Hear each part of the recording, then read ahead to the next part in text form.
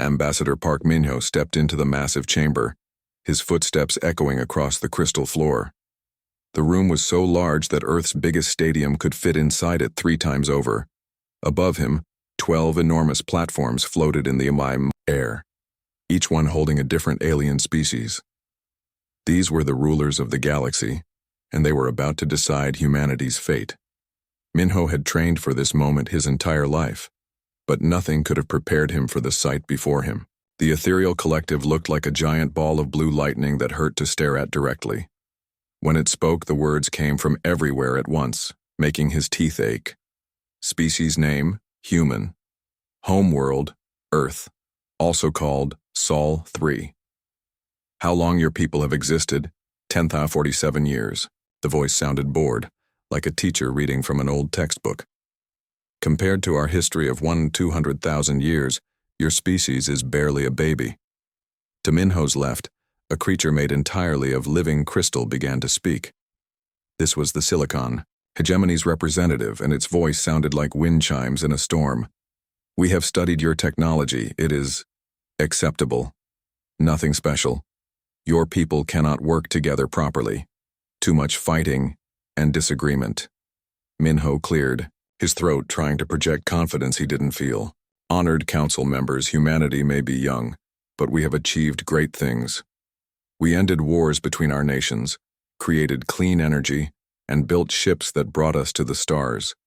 We did all of this ourselves. A sound like 1,000 people, laughing at once, filled the chamber. This came from the hive mind of Kepler 442b, a species that looked like a writhing mass of tentacles and eyes. You call your chaos progress? We have watched your species for decades. You cannot even agree on simple things within your own governments. How can you contribute to galactic civilization? The other alien species nodded in agreement. The thermal dynasties, beings of living fire, flickered with what might have been amusement. The Voidwalkers, creatures so dark they seemed to absorb light itself, whispered among themselves in a language that sounded like dying stars. Min-ho tried again. We understand that we are newcomers, but our different ways of thinking could bring fresh ideas to the galaxy. On Earth, our greatest achievements came from combining different viewpoints and cultures. Primitive thinking, declared the quantum shepherds, whose bodies phased in and out of reality. Order comes from unity of purpose. Your individualistic nature will lead only to chaos and failure. The ancient gardeners, tree-like beings older than Earth's sun, spoke in voices like creaking wood. We have seen thousands of species like yours, young, eager, confident in their abilities. Most destroy themselves within a few centuries. The few that survive learn to follow the wisdom of their elders. Min-ho felt his heart sinking as he realized the decision had already been made before he even entered the chamber. These beings weren't here to evaluate humanity fairly. They had already decided that humans were too young, too chaotic, and too different to be worth their time. The ethereal collective's voice boomed again. We will vote now on humanity's application for membership in the Galactic Council. One by one, the ancient species cast their votes. The result was exactly what Min-ho had feared. Humanity would be granted probationary membership, the galactic equivalent of a participation trophy for children. You may join our council, the crystal being announced, but with restrictions. No military ships beyond your solar system. No access to our advanced technologies. You have 500 Earth years to prove you are worthy of full membership, the hive mind. Added, these restrictions are for your own protection. Young species often harm themselves when given too much freedom too quickly. Min-ho knew what this really meant. They were being treated like dangerous children who couldn't be trusted with real responsibility. The restrictions would make it nearly impossible for humanity to prove itself worthy of anything. As the session ended, Min-ho gathered his papers and prepared to leave. The ethereal collective's final words followed him toward the exit. We predict your species will collapse within 100 years. Your internal conflicts will tear you apart without our guidance to hold you together. At least your failure will serve as a warning to other primitive species who think they can rush toward greatness. The other council members made similar predictions. The thermal dynasties bet that humans would destroy themselves through war. The Void Walkers suggested that humanity's curiosity would lead them to dangerous experiments that would end their civilization. The ancient gardeners simply shook their massive heads, disappointed that another young species would waste its potential. Minho walked through the crystal corridors toward his ship, his footsteps echoing in the empty halls. The aliens had made their decision based on fear and prejudice, not on any real understanding of what humanity could achieve. They saw chaos where humans saw creativity. They saw weakness where humans saw strength and diversity. As his ship lifted off from the council station, Minho looked back at the massive structure floating in space. The aliens inside believed they had solved the problem of humanity by giving them just enough recognition to keep them quiet, while ensuring they could never become a real threat. They had no idea that their dismissal had just lit a fire that would eventually burn down everything they thought they knew about power, progress, and the future of the galaxy. Humanity's greatest achievements had always come from being underestimated, and the Galactic Council had just made the biggest mistake in their million-year history. 5 years had passed since the Galactic Council's insulting decision, and Dr. Kim Ji-won was proving them wrong in ways they never imagined. She sat in her laboratory deep beneath Luna City, staring at holographic displays that showed impossible readings. Her assistant, Lee Hana, worked beside her, equally amazed by what they were discovering. "Show me those energy patterns again," Ji-won said, leaning forward in her chair.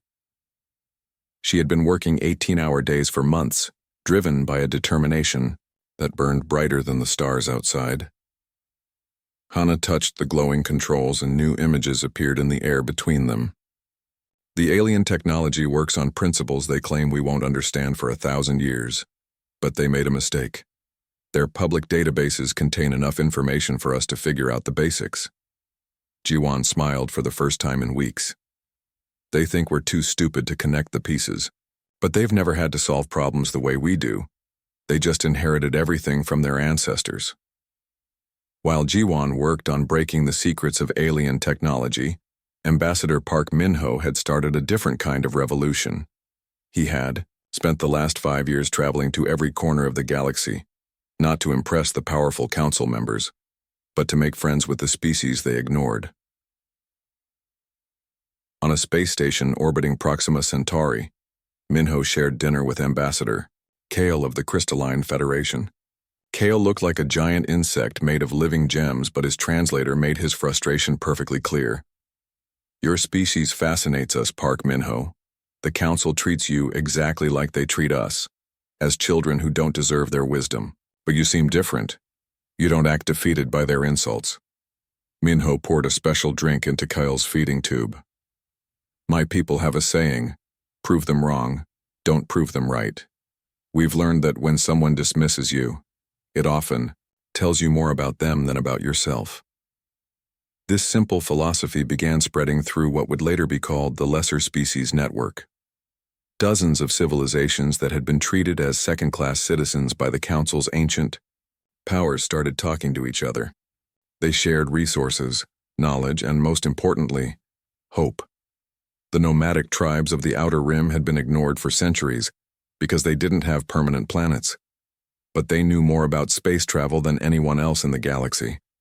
The Crystalline Federation had been dismissed because they were only a few thousand years old, but their mathematics were more advanced than anything the Council used. Back on Earth, news of the Council's restrictions had created an unexpected reaction. Instead of feeling defeated, humans became more determined than ever. The phrase "prove them wrong" appeared everywhere, on news broadcasts, on university banners, even on children's lunchboxes. Dr. Choi Yoon-ho, a young scientist working with Ji-won's team, made the first major breakthrough. He discovered that human brains processed information differently than any other known species. While aliens had evolved to think in straight lines, humans naturally thought in patterns that seemed chaotic, but were actually more creative. "Look at this," Yoon-ho said excitedly, showing his data to Ji-won.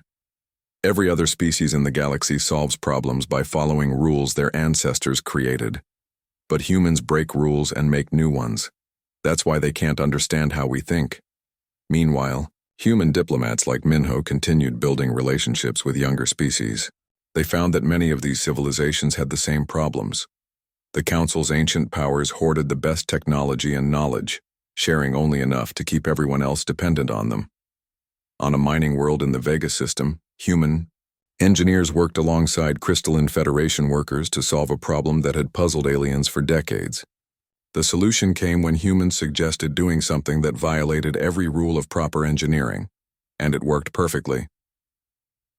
"You think like no one else in the galaxy," Kyle told Minho during one of their meetings. "The Council fears change. They want everything to stay the same forever. But you embrace change." Human traders began carrying more than just goods between star systems. They carried ideas, stories, and ways of thinking that no one had ever considered before. Human music made aliens feel emotions they didn't know existed. Human food, surprisingly, tasted good to many different species. Human games taught aliens new ways to have fun. Most importantly, humans shared their greatest gift, the ability to see problems as opportunities instead of obstacles. When the thermal dynasties complained that their energy production was too wasteful, humans showed them how to turn the waste into useful power. When the Voidwalkers said their ships were too slow, humans helped them redesign their engines using principles that seemed impossible. Dr. Ji-Wan made her biggest discovery late one night while working alone. She realized that the Council's technology wasn't actually superior to what humans could build. It was just older. The aliens had stopped innovating millions of years ago because they thought they had already learned everything worth knowing. "They're not more advanced than us," she told her team the next morning. "They're more stuck than us. They can't imagine new ways of doing things because they've been doing things the same way for so long." As news of human achievements spread through the lesser species network, something unexpected began to happen.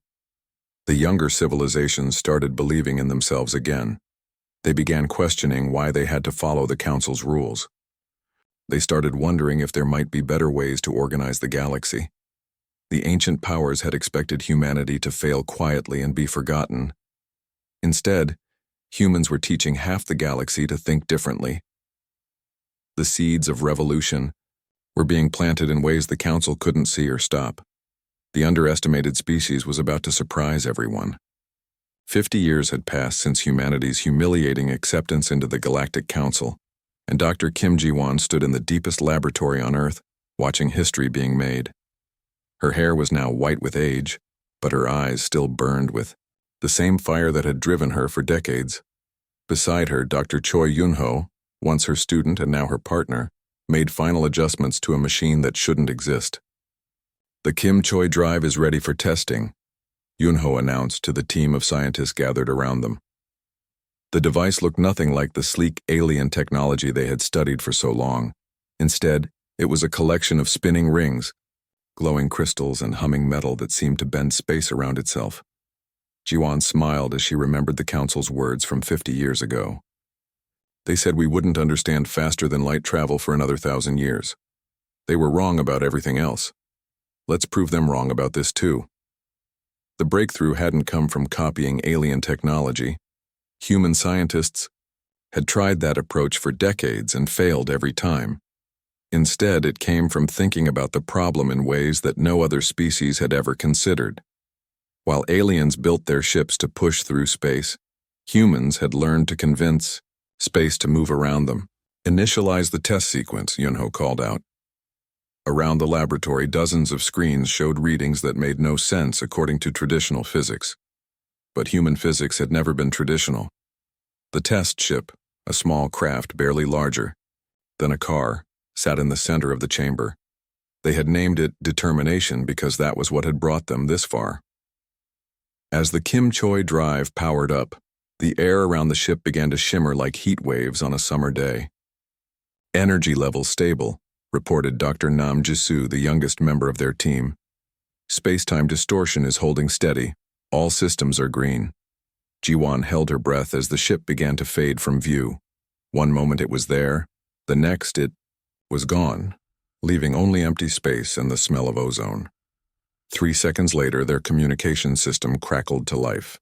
"This is test ship Determination," came the pilot's voice from 3 light-years away. Jump successful. Returning to base now.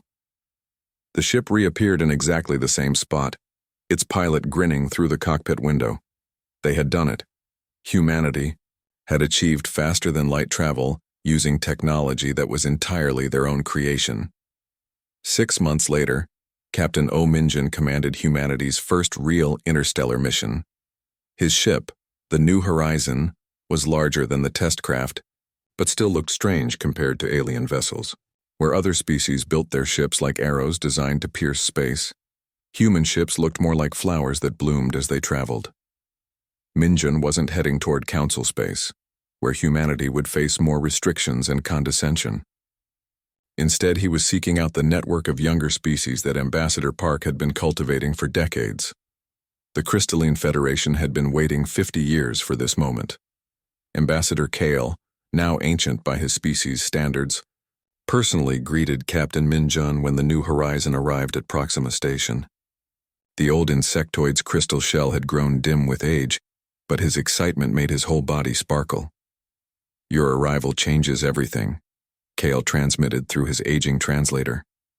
"The Council said faster-than-light travel was impossible for your species for many centuries. How did you do it?" Minjun smiled as he stepped onto the station's docking platform. "We stopped trying to do things their way and started doing things our way. Turns out, the universe has more than one set of rules." Within days, human traders, scientists, and artists were spreading throughout the systems controlled by younger species. They brought with them things that the galaxy had never seen before. Human music made the Crystalline Federation's people dance in ways that their bodies had never moved. Human food, which had seemed so strange 50 years ago, was now being grown on dozens of worlds.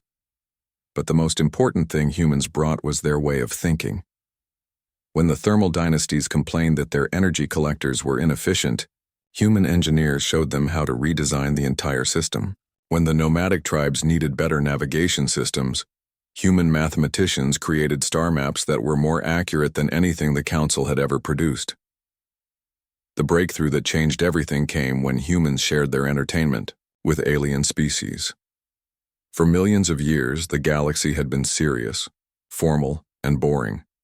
Aliens worked, ate, and slept. But they had forgotten how to play. Human movies, games, and stories reminded them what it felt like to laugh, to feel, excited to imagine impossible things. Dr. Choi Yun-ho, now directing humanity's research exchange program, worked with scientists from a dozen different species.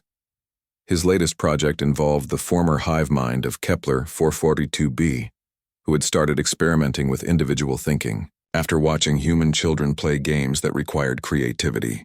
The old ways assumed that there was only one right answer to every question, Yunho explained to a group of young alien scientists. But humans have always known that the best solutions often come from combining different wrong answers until you find something that works better than anything that came before. When news of humanity's achievements reached the Galactic Council, emergency sessions were called immediately.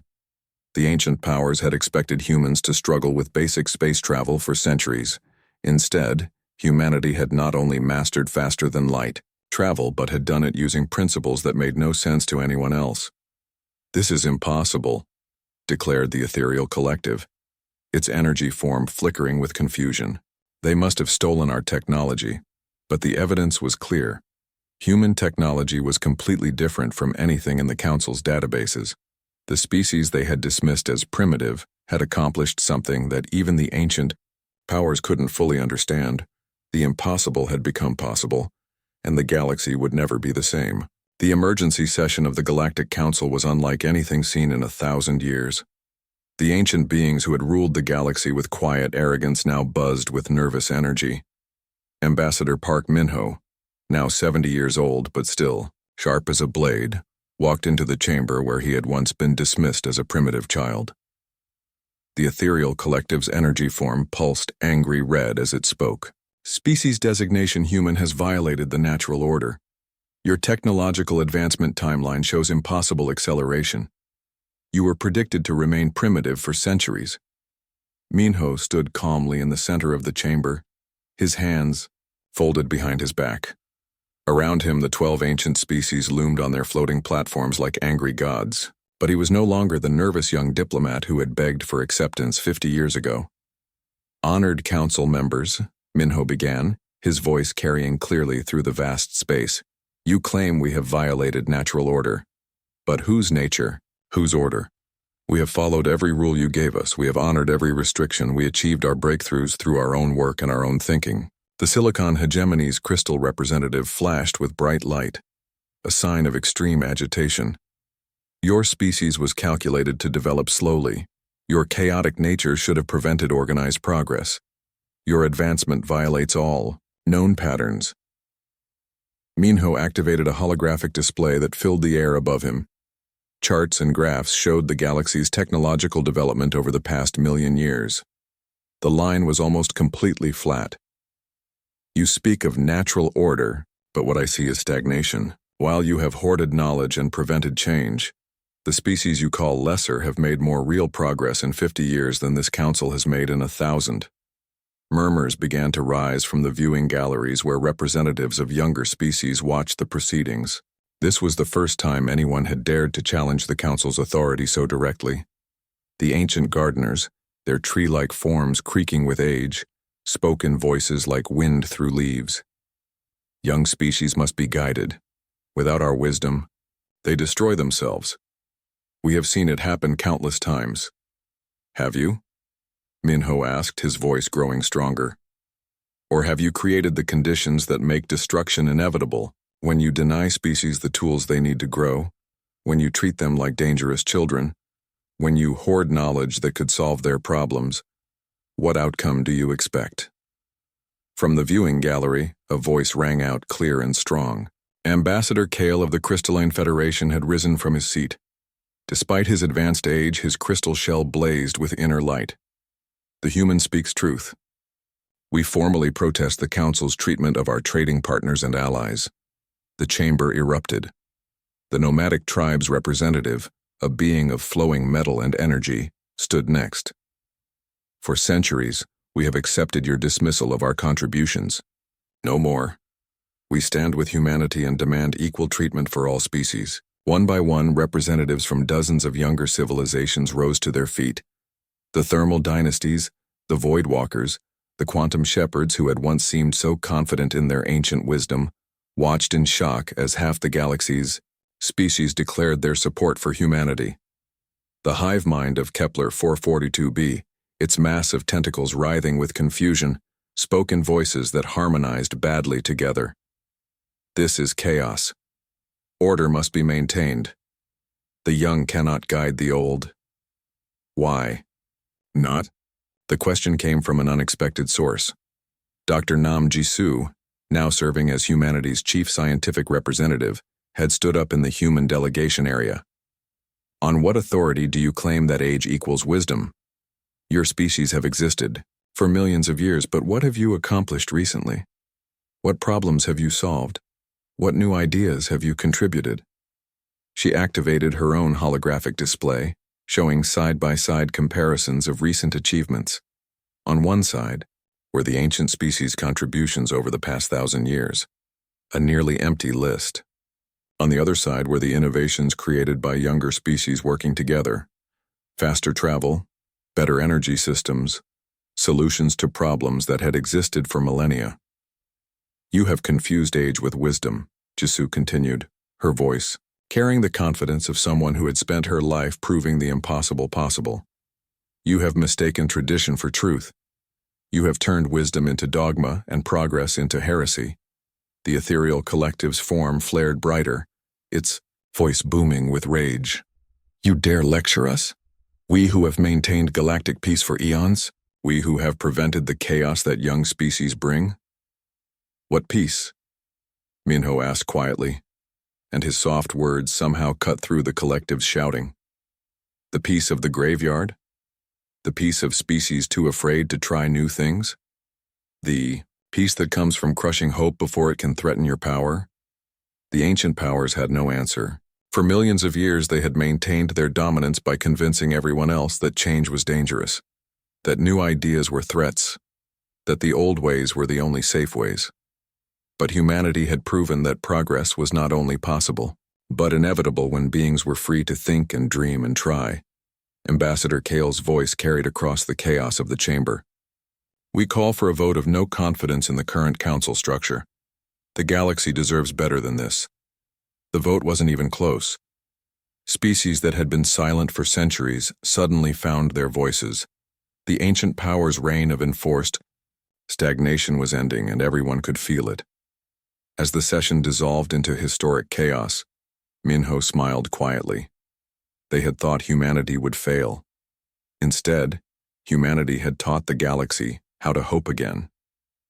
The paradigm hadn't just shifted, it had shattered completely, and something better was being born from the pieces. 20 years had passed since the great upheaval that changed everything.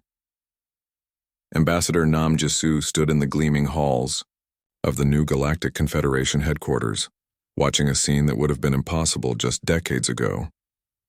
Representatives from hundreds of species worked together in harmony, their different forms and colors creating a living rainbow of cooperation. Jisu was no longer just humanity's representative. She now served as one of the Confederation's 5 rotating leaders, chosen not because of her species' age or power, but because of her ability to solve problems and bring beings together.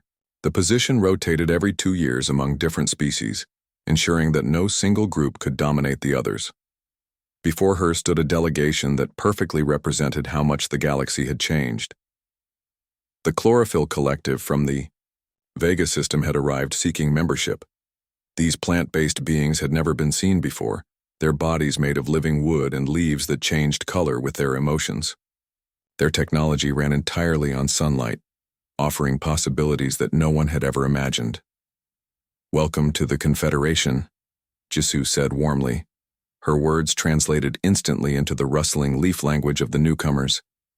"Your unique perspectives and innovations are exactly what we need to keep growing and learning together." The transformation of the galaxy hadn't happened through war or destruction. Instead, it had come through something much more powerful. The simple idea that everyone had something valuable to contribute. The old Galactic Council's buildings still existed, but they had been converted into universities where beings from across the galaxy came to share knowledge. In one of those converted chambers, Dr. Choi Yunho directed a research project that would have been unthinkable under the EEO old system. Scientists from 47 different species worked together, combining their unique ways of thinking to solve problems that had puzzled the galaxy for millennia. "The secret," Yunho explained to a group of young researchers, "is that there is no secret. Every species sees the universe differently. When we combine all those different viewpoints, we can understand things that none of us could figure out alone." His current project partner was a being that had once been part of the hive mind of Kepler 442b.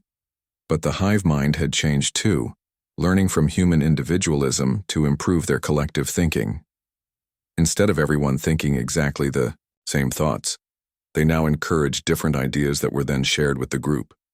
"Individual creativity makes our collective wisdom stronger," the being explained, its tentacles moving in patterns that represented complex mathematical concepts. "We learned this from watching human children play games that required each player to think differently. The former council species hadn't been destroyed or cast aside. Instead, they had been revitalized by the new system. The ethereal collective, forced to innovate for the first time in millions of years, had made breakthrough discoveries about consciousness and energy that benefited everyone. Their ancient knowledge, combined with fresh perspectives, created possibilities no one had dreamed of. The Silicon hegemony had developed computing systems that made their old technology look like toys. By working with species who thought in completely different patterns, they had learned to process information in ways that their crystal minds had never considered possible. Even the ancient gardeners had flourished under the new system. Their vast knowledge of biological systems, combined with insights from younger species, had led to the creation of living cities that grew like forests, but functioned like advanced technology.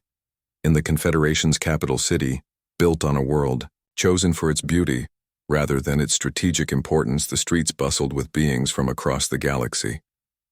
Thermal Dynasty citizens worked alongside Void Walkers on energy projects. Crystalline Federation artists collaborated with human musicians to create art forms that touch souls in ways neither species could achieve alone. The results spoke for themselves. Poverty had been eliminated on 73 worlds through the sharing of resources and knowledge. 15 previously barren star systems now bloomed with life, terraformed using techniques that combined the wisdom of dozens of species. The galaxy's first truly sustainable energy network connected thousands of civilizations, powered by innovations that built on everyone's contributions. Dr. Kim Ji-won, now over a century old, watched these developments from her retirement home on Luna. Her granddaughter, Dr. Kim Hana, continued the family tradition of pushing the boundaries of what was possible. But where Ji-won had worked to prove humanity's worth, Hana worked to help every species discover their own unique gifts. The old council made one fundamental mistake, Ji-won often told visitors. They thought that being first made them best. But being first just makes you old. Being best means never stopping trying to get better. As Ambassador Jisoo concluded her welcome ceremony for the Chlorophyll Collective, she reflected on humanity's incredible journey. Her species had entered galactic society as unwanted probationers, dismissed as too young and chaotic to contribute anything meaningful. Now humans served as bridges between species, helping others discover their potential just as humanity had discovered its own. The final chapter of the old Galactic Council's history books had been written, but it wasn't the story they had expected to tell. Instead of recording humanity's predicted failure, the books now carried a different message. They thought humans would fail. Instead, humanity taught the galaxy that true strength comes not from age or tradition, but from the courage to grow, adapt, and lift others up with you.